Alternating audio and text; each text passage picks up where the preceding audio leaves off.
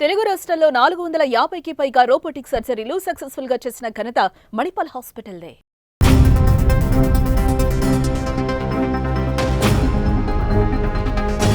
తెలంగాణలో ఇల్లు లేని పేదల సొంతింటి కలను సాకారం చేసేందుకు ఇందిరమ్మ ఇళ్ల పథకాన్ని లాంచ్ చేసిన రేవంత్ రెడ్డి సర్కార్ మరో ముందడుగు వేసింది. ఇందిరమ్మ ఇల్లు లబ్ధిదారుల ఎంపిక సర్వేను ప్రారంభించింది. దరఖాస్తుదారుల ఇంటింటికి వెళ్లి యాప్లో వివరాలు నమోదు చేస్తున్నారు. అయితే అధికారులకు ఎలాంటి సమాచారం ఇవ్వాలి, ఎలాంటి పత్రాలను రెడీ చేసుకోవాలి వంటి విషయాలను ఇప్పుడు తెలుసుకుందాం.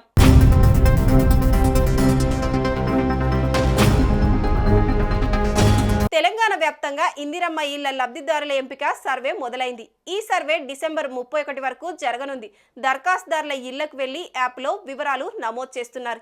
ఇప్పటికే గ్రామాలు, పట్టణ ప్రాంతాల్లో సమావేశాలు నిర్వహించిన జిల్లా కలెక్టర్లు అందుకు సంబంధించి మార్గదర్శకాలను జారీ చేశారు. రోజుకు కనీసం 20 దరఖాస్తులను సర్వే చేయాలన్నది ప్రధాన లక్ష్యం. ముఖ్యంగా ప్రతి 500 దరఖాస్తులకు ఒక సర్వేయర్ ఉండనున్నారు. పట్టణాల్లో వార్డు అధికారి, బిల్ కలెక్టర్, జూనియర్ అసిస్టెంట్ ఉంటారు. అదే గ్రామాల్లో అయితే గ్రామ కార్యదర్శి, ఉపాధి హామీ సిబ్బంది వివరాలను సేకరించనున్నారు. రోజుకు కనీసం 20 దరఖాస్తులను సర్వే చేయాలన్నది ప్రధాన లక్ష్యం.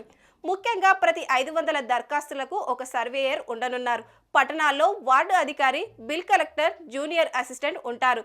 అదే గ్రామాల్లో అయితే గ్రామ కార్యదర్శి, ఉపాధి హామీ సిబ్బంది వివరాలు సేకరించనున్నారు.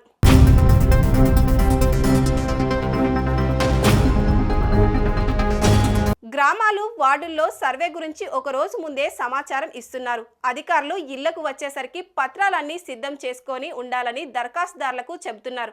ముఖ్యంగా ఇళ్ల కేటాయింపులో దివ్యాంగులు, అనాథలు, ఒంటరి మహిళలు, వితంతువులు, ట్రాన్స్జెండర్లు, సఫాయి కార్మికులు, ఆదివాసులకు ప్రాధాన్యం ఇస్తామని ప్రభుత్వం ప్రకటించింది. ఈ నేపథ్యంలో యాప్లో ఈ వివరాలు పొందుపరిచే విధంగా రూపొందించారు.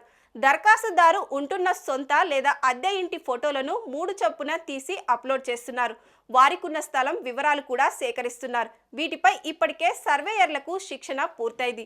మొదటి విడతలో స్థలం ఉండి ఇల్లు లేని నిరుపేదలకు, గుడిసెల్లో ఉంటున్న వారికి ఇందిరమ్మ ఇళ్లను అందిస్తామని ప్రభుత్వం ప్రకటించింది. దీంతో పెద్ద ఎత్తున దరఖాస్తుదారులు ఇళ్ల మంజూరుపై ఆశలు పెట్టుకున్నారు.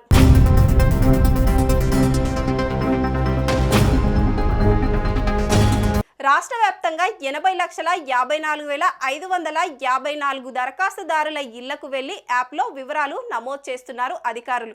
పురపాలికల్లో సర్వేయర్లుగా వార్డు అధికారి, బిల్ కలెక్టర్, జూనియర్ అసిస్టెంట్, గ్రామీణ ప్రాంతాల్లో గ్రామ కార్యదర్శి, ఉపాధి హామీ సిబ్బందిని నియమిస్తున్నారు.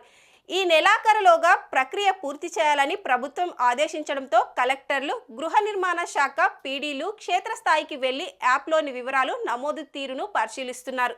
దీనికి తోడు వారికున్న స్థలాల వివరాలు సేకరిస్తున్నారు. ఇలా చేయడం వల్ల అసలైన లబ్ధిదారులకు న్యాయం జరుగుతుందని ప్రభుత్వ ఆలోచన. గతంలో ఏదైనా గృహ పథకంలో లబ్ధి పొందారా, ప్రస్తుతం నివసిస్తున్న ఇంటి స్వరూపం ఎలా ఉంది వంటి వివరాలను యాప్లో సేకరిస్తున్నారు. ఇల్లు నిర్మించుకోవడానికి భూమి అందుబాటులో ఉందా లేదా, స్థలం లబ్ధిదారుడి పేరు మీద ఉందా, కుటుంబ సభ్యుల పేరు మీద ఉందా, ఇంట్లో వివాహిత జంటల సంఖ్య, ప్రస్తుతం గ్రామ, పట్టణాల్లో ఎన్నేళ్లుగా నివసిస్తున్నారు వంటి వాటిపై ఆరా తీస్తున్నారు.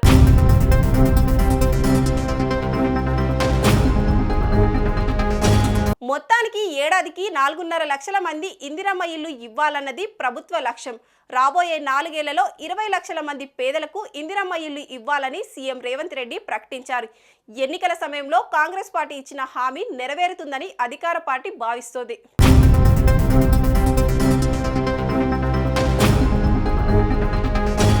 సుమన్ టీవీలో మీ పర్సనల్ అండ్ బిజినెస్ ప్రమోషన్స్ కోసం కింది నెంబర్కి కాంటాక్ట్ చేయండి.